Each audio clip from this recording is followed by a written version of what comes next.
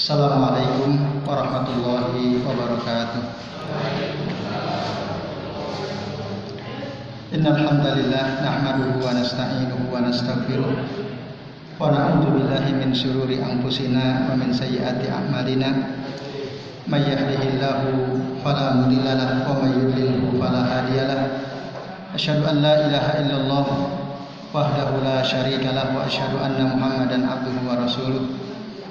Allahumma salli wa sallim wa barik ala Muhammad wa ala ali Muhammad kama sallaita wa barakta ala Ibrahim wa ala ali Ibrahim fil alamin innaka Hamidum Majid. Rabbi shrah li sadri wa yassir li amri wa hlul 'uqdatam min lisani yafqahu qawli. Amma ba'du. Bapak-bapak dan ibu-ibu serta hadirin hadirat sekalian, a'azani Allah wa iyyakum ajmain. Semoga kita semua senantiasa dimuliakan oleh Allah Subhanahu wa taala. Amin ya Allah ya rabbal alamin. Alhamdulillah pada maghrib hari ini kita bisa bertemu kembali dalam di majelis kajian kitab Shahih Fiqh Sunnah. Baik Bapak Ibu dan hadirin sekalian, kita akan lanjutkan pembahasan tentang kitab Al-Janaiz, bab yang membahas tentang jenazah dan hal-hal yang berkaitan dengan masalah jenazah. Pada pertemuan pekan lalu kita sudah membahas sampai bab bahwa orang kafir tidak wajib dimandikan, tidak wajib. Kalau orang Islam, seorang muslim, maka fardu kifayah, harus ada orang yang memandikannya. Sementara orang musyrik atau orang kafir itu boleh dimandikan dan tidak wajib hukum. Nah, sekarang kita akan masuk pada pembahasan siapakah orang yang paling utama untuk memandikan jenazah. Yang paling utama siapa Bu sekalian? Dalam kitab ini dijelaskan yustahabu ayyakuma aulan nasi min ahlil mayyiti bitagsilihi. Dianjurkan orang yang paling utama untuk memandikan jenazah adalah keluarganya si mayit itu sendiri. Dengan catatan idza tawaffara fihi shalahu wal khibratu bil ghusl. Jika keluarga si jenazah itu min ahli shalah. Ahli shalah itu artinya orang baik, orang soleh.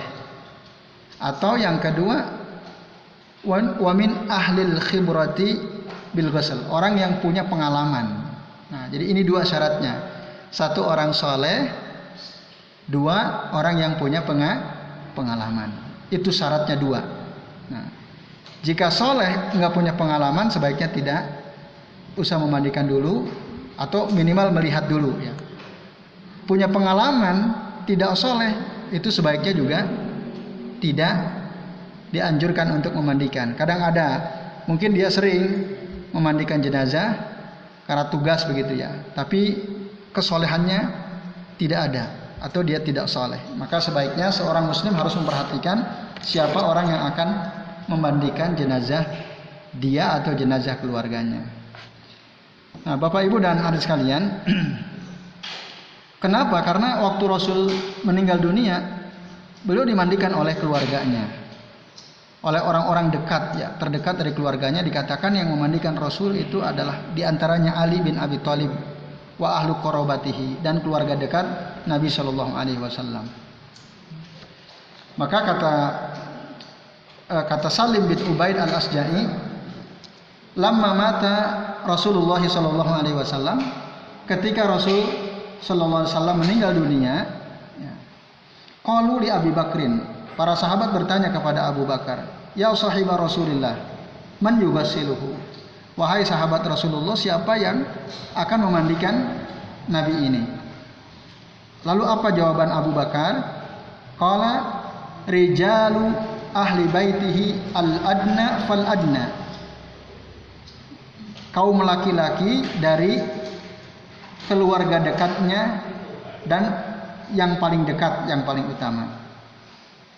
Lalu ditanya lagi, qalu fa aina nadfanuhu, lalu kita di mana mengubur jasad Rasul SAW? Lalu Abu Bakar mengatakan, idfanuhu fil buq'atil lati qabadahu Allahu fiha. Kuburkanlah beliau Rasulullah di tempat di mana Allah wafatkan Rasulullah SAW. Nah, itu yang dikatakan oleh Abu Bakar As-Siddiq ketika ditanya oleh para sahabat. Yang memandikan adalah orang terdekat, dikuburkan di tempat di mana Allah mencabut nyawa beliau. Lalu katakan, lam yakbidhu illa fi ahabbil biqa'i ilaihi. Dan Allah tidak mencabut nyawa Rasulullah kecuali di tempat yang paling disukai oleh Rasulullah SAW, yaitu di kamar Aisyah radhiyallahu anha. Nah, ini Bapak Ibu sekalian, jadi Rasul itu wafat di rumahnya, yaitu di rumah Aisyah, di kamar Aisyah, dalam pelukan Aisyah radhiyallahu anha. Yang kemudian sekarang rumah Nabi sudah menjadi bagian ya di dalam Masjid An-Nabawi. Tapi dulu itu di rumah Aisyah. Nah, ini bapak-bapak dan ibu-ibu serta hadirin sekalian, a'azanillahu wa iyyakum ajmain.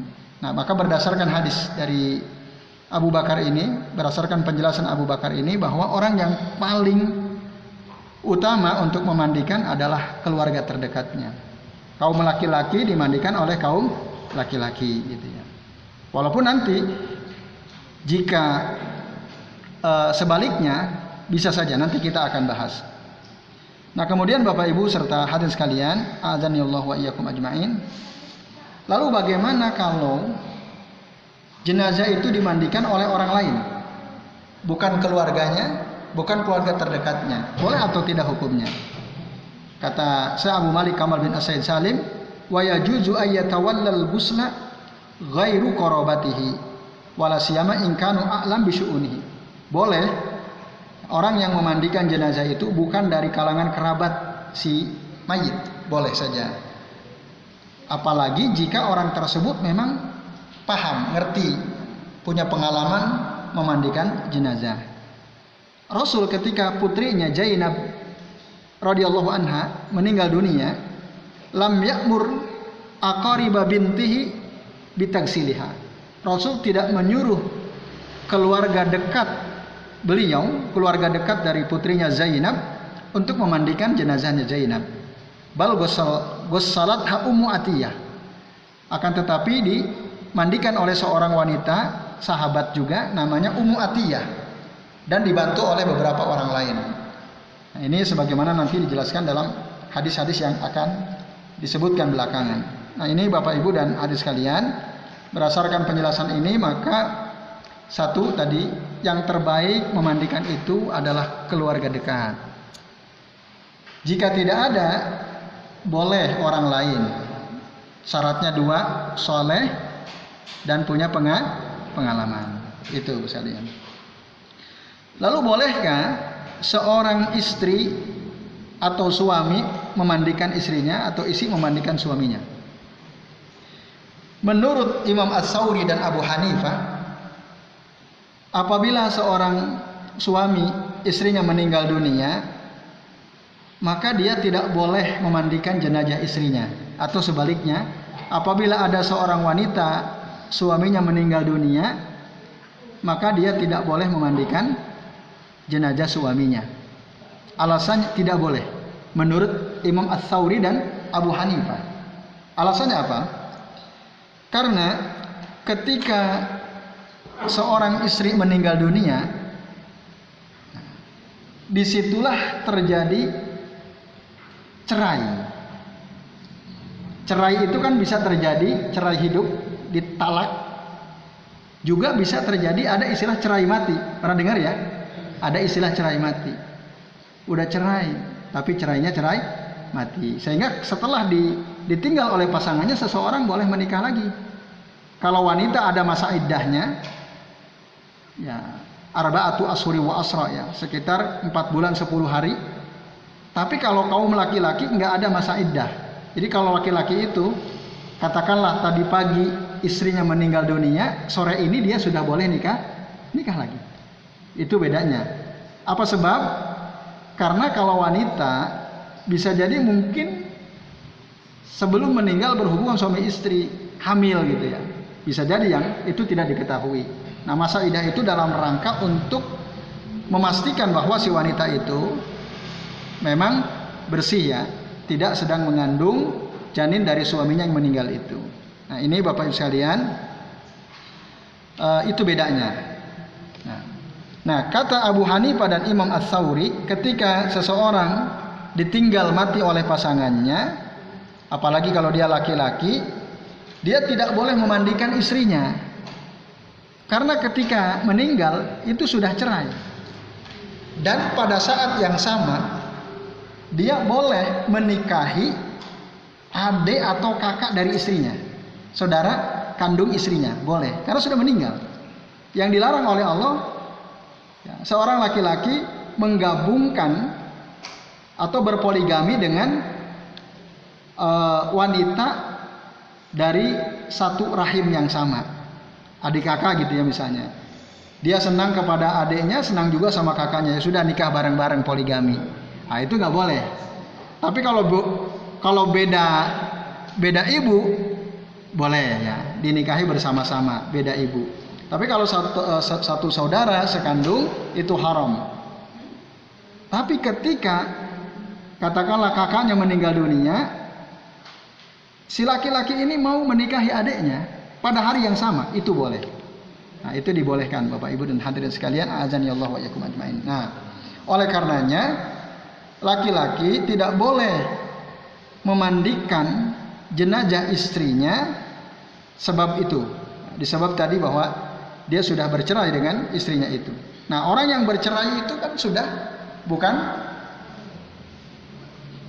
sudah tidak boleh lagi. Walaupun bukan mahram ya. Bukan mahram artinya bukan orang yang haram dinikahi, tapi karena sudah bercerai, maka statusnya dia menjadi orang lain, bukan lagi istrinya. Beda kalau dia masih hidup, bebas. Mau memandikan tiap hari 3 kali juga boleh, silahkan.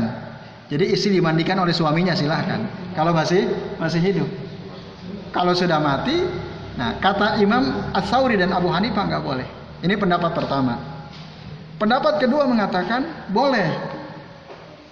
Nah, jadi pendapat Abu Hanifah dan Imam Ats-Tsauri itu adalah pendapat yang dalilnya adalah logika. Dalilnya adalah nalar beliau. Maka disebut ashabur ra'yi ya. Ashabur ra'yi itu ulama yang seringkali ketika memutuskan atau menyimpulkan suatu perkara hukum banyak berdasarkan logika. Nah, itu maka disebut ashabur ra'yi ya. Nah, sekalian, lalu menurut yang lain boleh ya. Boleh karena Rasul pernah berkata kepada Aisyah radhiyallahu anha. Jadi suatu kali Rasul mengantar jenazah ke Baqi, pemakaman Baqi. Lalu kemudian pulang. Ketika pulang, Aisyah merasa pusing kepalanya. Lalu ketika Rasul datang, beliau aduh sakit kepalaku, kata Aisyah. Apa lalu kata Nabi? Ma dharraki lau mitti qabli pagosaltuki wa kafantuki. Tidak akan membahayakan engkau wahai Aisyah, seandainya engkau mati sebelum aku, maka aku akan memandikan jenazahmu. Nah, Rasul bilang, seandainya engkau Aisyah mati, aku yang akan memandikan jenazahmu. Nah, maka pendapat Abu Hanifah dan Imam Ats-Tsauri itu terbantah dengan hadis ini. Dan hadis ini hadis sahih, riwayat Imam Ahmad, Ibnu Majah dan Imam Ad-Darimi. Maka saya akan mandikan engkau, saya akan kafani engkau. Summa shallaitu alaika wa dafantuki. Kemudian aku akan menyolatkan kamu dan aku akan menguburkan engkau wahai Aisyah. Itu kata Nabi SAW. Nah, maka berdasarkan hadis ini Bapak sekalian, para ulama menyimpulkan suami boleh memandikan jenazah istrinya. Nah, ini. Bahkan dalam Al-Quran, ini dalil yang menguatkan lagi. Dalam Al-Quran sendiri, surah An-Nisa ayat 12. Coba perhatikan apa yang Allah katakan. Allah mengatakan, walakum nisfu ma taraka azwajukum. Dan ini ayat ini bicara tentang warisan. Walakum nisfu ma taraka azwajukum. Dan bagi kalian 1/2 atau setengah dari harta yang ditinggalkan oleh istri-istri kalian. Nah, jadi seorang suami ketika istrinya meninggal dunia, dia dapat warisan sebanyak setengah, nisfu ma taraka azwajukum. Nah, Allah menyebutkan istri-istri yang meninggal duluan tetap dengan istilah ajwaj. Ajwaj itu ya istri, artinya pasangan-pasangan kalian. Nah, inilah dua dalil yang dikemukakan oleh para ulama untuk membantah pandangan Imam As-Sauri dan Abu Hanifah. Semoga Allah merahmati keduanya. Nah, ini Bapak Ibu sekalian, maka yang rajih, pendapat yang kuat, suami boleh memandikan jenazah istrinya, begitu juga sebaliknya. Nah, istri apakah boleh? Boleh. Kata Aisyah radhiyallahu anha, ketika Rasulullah SAW wafat, meninggal dunia, Aisyah pernah berkata, "Lau istaqbaltu min amri ma istadbartu, ma ghassala Rasulullah SAW illa nisa'uhu." Seandainya apa yang aku hadapi saat ini dari urusanku seperti apa yang telah berlalu, tadi obrolan Aisyah dengan Rasulullah, maka ma ghassala Rasulullah SAW illa nisa'uhu. Tidak ada yang memandikan Rasul kecuali istri-istrinya sendiri. Tetapi waktu itu Rasul dimandikan oleh Ali dan para sahabat yang lain. Nah, lalu kemudian Aisyah berkata dengan kata-kata ini. Nah, perkataan Aisyah, ma ghassala Rasulullah sallallahu alaihi wasallam illa nisa'uhu, ini menunjukkan bahwa wanita, istri-istri itu boleh memandikan jenazah suaminya. Bahkan Abu Bakar disebutkan dalam suatu riwayatnya dari Abdul Razak atau Ibnu Abi Syaibah, ketika Abu Bakar meninggal dunia atau sedang sakaratul maut, beliau berpesan kepada istri-istrinya, artinya istri lebih dari satu. Jadi para sahabat rata-rata istrinya lebih dari satu. Apa kata Abu Bakar? Nah, beliau ingin istri-istrinya itu memandikan dirinya ketika meninggal kelak, ya. Maka nisa'u Abi Bakrin kumna bitagsilihi biwasiyatin minhu. Istri-istri Abu Bakar memandikan jenazah Abu Bakar karena wasiat dari Abu Bakar As-Siddiq radhiyallahu anhu. Ini Bapak sekalian, dalil yang menguatkan bahwa seorang wanita boleh memandikan jenazah suaminya. Lalu bagaimana kalau yang meninggal seorang wanita yang sudah balik, usia 18 tahun? Bolehkah dia dimandikan oleh bapaknya? Bapak memandikan anaknya yang sudah dewasa, boleh atau tidak? Nah, Bapak Ibu dan hadirin sekalian, tadi sudah dijelaskan bahwa Ummu Atiyah adalah orang yang memandikan putri Rasulullah yang bernama Zainab. Rasul tidak memandikan putrinya yang sudah dewasa, tapi dimandikan oleh wanita orang lain, bukan keluarganya, namanya Ummu Atiyah. Dan memang Ummu Atiyah ini, kata Al-Imam An-Nawawi rahimahullah, beliau adalah seorang wanita yang sering diminta untuk memandikan jenazah wanita. Nah, begitupun Nabi ketika putrinya meninggal dunia dimandikan oleh Ummu Atiyah dan teman-temannya. Nah, tapi bagaimana jika di suatu kampung tidak ada wanita yang bisa memandikan jenazah? Gak ada yang punya pengalaman, atau susah nyari orang soleh gitu. Itu gimana? Dalam keadaan seperti itu, kata saya Abu Malik, maka boleh, ya. Falam yarid mani'un min an yagsilal rajulu ibnatahu. Tidak ada satupun dalil yang melarang seorang bapak memandikan putrinya yang sudah dewasa. Tidak ada masalah.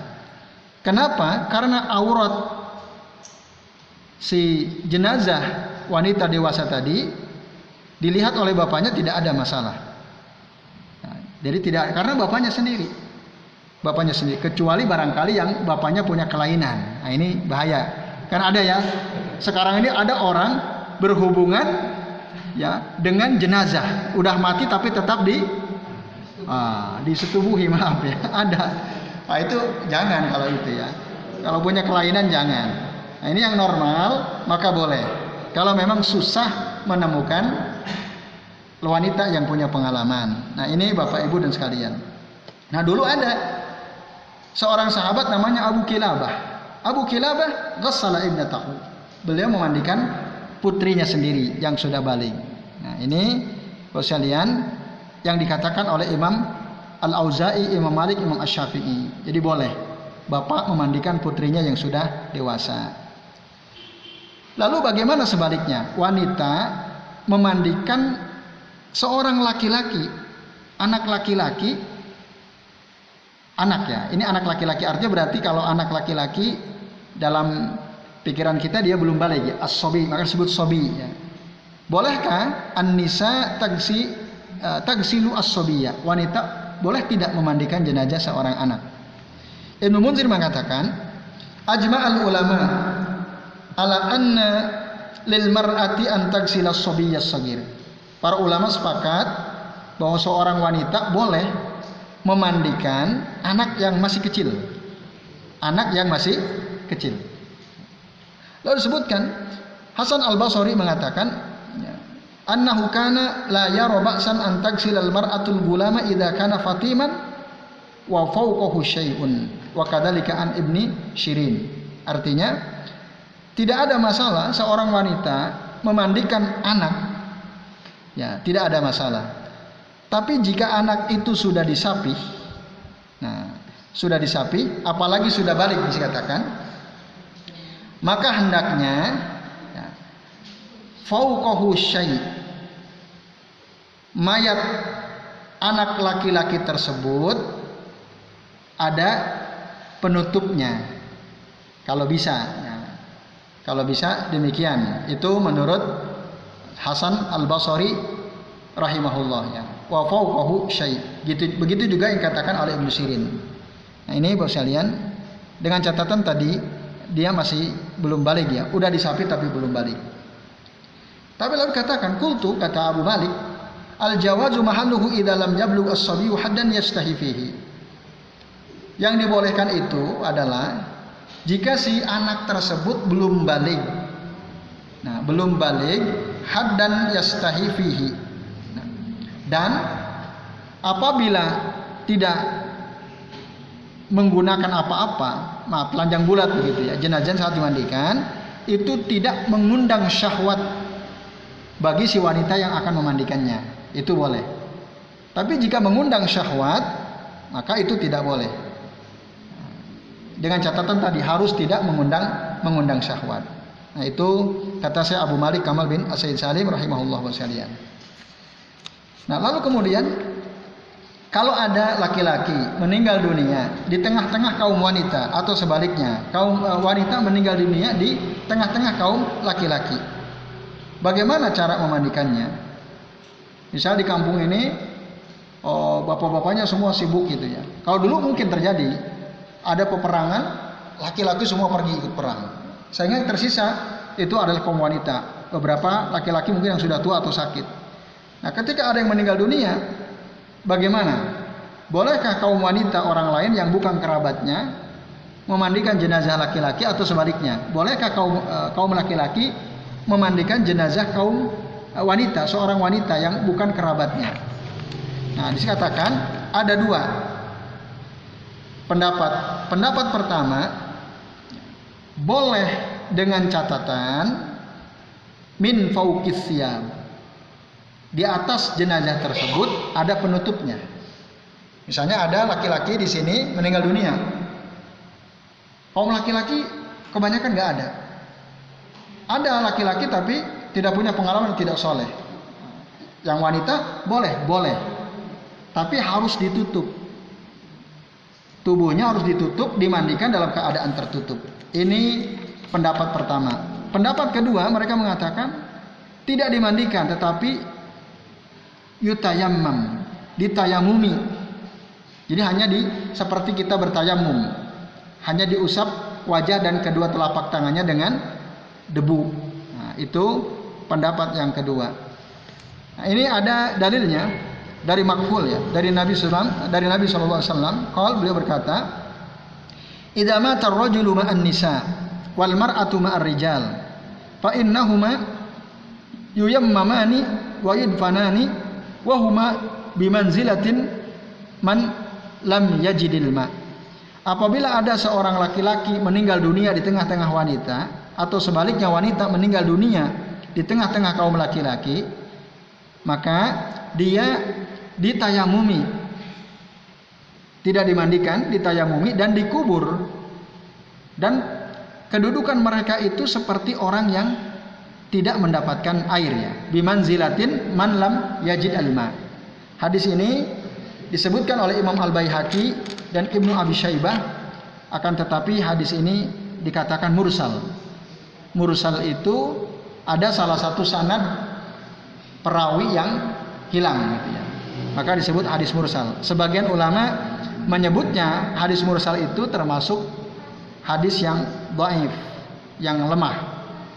Nah, kalau ini hadisnya lemah berarti caranya yang pertama tadi, dimandikan tapi pakai penutup gitu ya. Karena yang ditayamumi ini hadisnya mursal tadi, Bapak Ibu sekalian. Nah, tetapi nanti ada hadis yang lain dari Imam Al-Baihaqi, di mana Nabi SAW mengatakan pada seorang wanita yang tamutu ma'ar rijal laisu bimaharim, meninggal di tengah-tengah kaum laki-laki dan mereka semua bukan mahramnya. Apa kata Nabi? Qal tuyammama wala tughassala wa kadzalika rajul. Maka jenazah wanita ini dia ditayamumi, dimandikan, demikian pula kaum laki-laki yang meninggal di tengah-tengah kaum wanita. Hadis akhrajahu Imam Al-Baihaqi. Nah, itu dua dalil ya yang digunakan oleh para ulama yang berpendapat ditayamumi, tidak dimandikan. Wallahu taala alam. Tapi tadi yang pertama hadis yang mursal. Kalau ini dari Sinan bin Gurfah wa kanat lahu suhbah. Nah, Sinan ini memang adalah sahabat Nabi, pernah ketemu dengan Nabi Shallallahu Alaihi Wasallam. Nah, kata beliau, Nabi bilang yutayammam wala tughassal wa kadzalika rajul. Nah, ini bapak-bapak dan ibu sekalian. Jadi ada dua pendapat ya. Nah, lalu pembahasan berikutnya, sifat orang yang memandikan itu tadi ada dua ya, yang harus dimiliki oleh seseorang yang akan memandikan jenazah. Lalu apa alasannya? Harus orang soleh. Satu soleh. Karena orang soleh itu, maksud orang soleh di sini orang yang berilmu ya. Orang berilmu, dia ngerti hudud ya, bi hududillahi azza wa jalla wa sara'i dinihi fayastaruna 'alal mayyiti. Dia paham batasan-batasan dan syariat-syariat yang sudah Allah tetapkan dalam agamanya, lalu kemudian dia akan menutupi aib yang ada pada diri si mayit itu.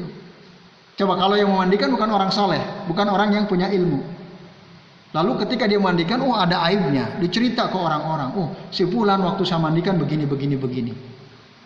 Meskipun orang yang dimandikan ini mungkin orang yang katakanlah tidak disukai oleh masyarakat gitu ya. Lalu kita dikasih tugas untuk memandikan, kita harus tutup aibnya. Kita harus tutupi aibnya karena dia sudah meninggal.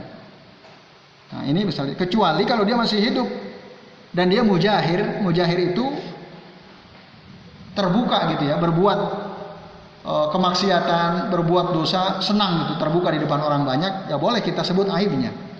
Tapi kalau sudah meninggal dunia, kita harus tutup, meskipun dia orang yang tidak disukai. Karena Nabi SAW pernah bersabda, man satara musliman satarallahu yaumal qiyamah. Barang siapa yang menutupi aib seorang muslim, maka Allah akan tutup dia aibnya kelak nanti pada hari kiamat. Nah, hadis akhrajahu Al-Bukhari wa Muslim. Itu alasan kenapa harus orang soleh. Lalu dalam hadis yang lain Nabi bilang, la tasubbul amwat. Jangan kalian cela orang-orang yang sudah mati, nggak boleh dicela. Meskipun kita tadi, ternyata orang ini begini, ternyata begini dan begini. La tasubbu al amwat fa innahum qad afdau ila ma qaddamu. Karena mereka sudah berjalan untuk mendapatkan apa yang sudah mereka lakukan dulu. Jadi setiap orang yang mati, dia sedang berjalan untuk mendapatkan balasan apa yang sudah mereka lakukan. Oleh karena itu kata Rasul, la tasubul amwat. Jangan dicela orang-orang yang sudah mati itu. Hadis akhrajahu Al-Bukhari. Nah, ini Bapak Ibu sekalian. Kalau kita sebut dia udah mati, itu termasuk gibah juga. Nah, kalau kita menyebutkan aib seorang jenazah ya, yang kita mandikan, lalu kita sebutkan aibnya, Berarti kita sudah menggibah dia meskipun dia sudah mati. Padahal gibah itu dosanya besar. Nah, gibah itu adalah menyebutkan sesuatu yang ada pada diri saudara kita dan itu fakta. Ada, maka faqad igtabtahu kata Rasulullah. Zikruka akhaka bima yakrahu in kana fihi ma taqul faqad igtabtahu. Ketika engkau menyebutkan tentang saudaramu dan dia tidak suka kalau kita sebutkan, maka dan itu ada pada dirinya, maka sungguh engkau telah berbuat gibah kepadanya. Nah, ini Bapak sekalian, jadi tidak boleh nanti orang gibah itu ibarat memakan bangkai saudaranya sendiri. Nah, maka haram hukumnya. Bahkan nanti kata Nabi pernah cerita waktu beliau Isra Mi'raj melihat ada orang yang mencakar-cakar ya wajahnya sendiri, ya, ngiris-ngiris mulutnya sendiri. Lalu ditanya siapakah mereka? Mereka adalah ahlul gibah, ya, orang yang suka menggibah orang lain. Nah, ini Bapak Ibu sekalian. Oleh karena itu, yang memandikan itu harus orang soleh, orang yang ngerti ilmunya.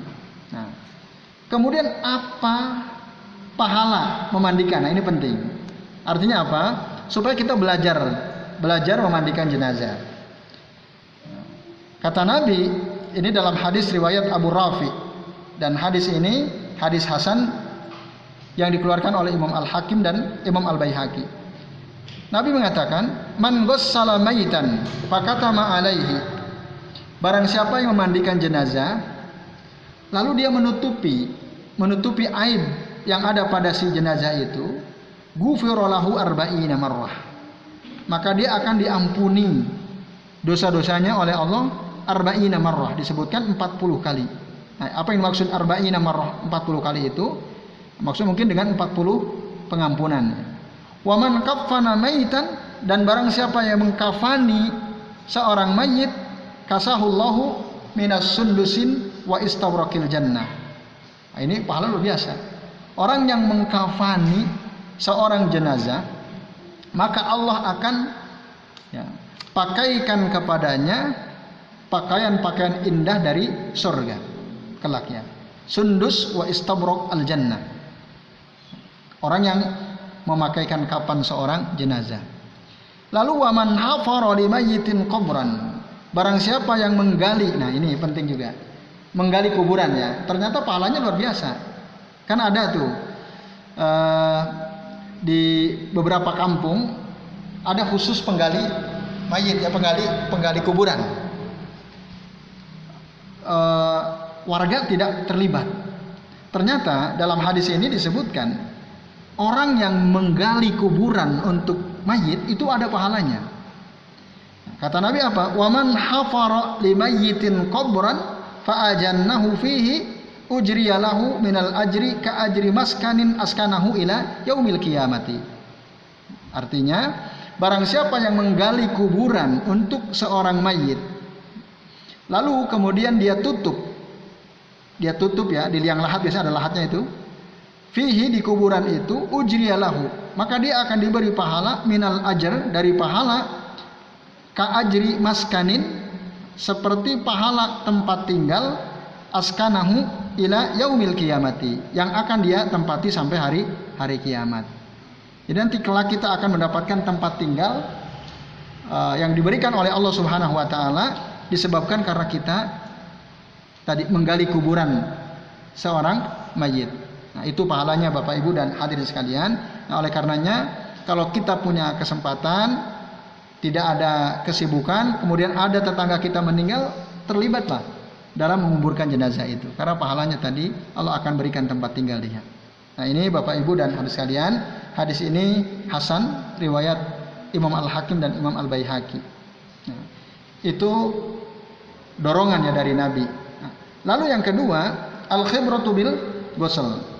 Dia harus punya pengalaman untuk memandikan. Nah, inilah yang terjadi pada zaman Nabi ketika Rasulullah menyuruh Ummu Atiyah untuk memandikan putrinya Zainab. Karena Ummu Atiyah adalah wanita yang sering memandikan jenazah. Disebut anna Ummu Atiyah kanat ghasilatul mayyitat. Ummu Atiyah ini adalah wanita yang sering memandikan para mayit, ya. mayit-mayit wanita atau para jenazah wanita. Ali saat mau memandikan Rasulullah, beliau mencari karena beliau waktu itu belum punya pengalaman. Nah, maka dikatakan zahaba yaltamisu minhu ma yaltamisu minal mayyiti falam yajidhu. Beliau mencari-cari orang yang bisa memandikan jenazah Rasul sallallahu alaihi wasallam. Lalu ketemulah orang yang bernama Abu Tayyib. Ya, Abu Tayyib. Abu Tayyib ini di dalam beberapa riwayat katakan beliau orang yang suka membekam Rasulullah SAW. Rasul itu kan suka dibekam di tanggal-tanggal ganjil bulan Hijriah ya, tanggal 15, 17, 19, 21 gitu. Biasanya Rasul memanggil Abu Tayyib. Lalu kata Ali, tibta hayyan wa tibta mayitan. Nah, engkau berbuat baik kepada Rasul ketika Rasulullah masih hidup. Maka engkau pun berbuat baik kepada Rasul ketika beliau sudah meninggal dunia. Nah, hadis sahih diriwayatkan oleh Ibnu Majah rahimahullah.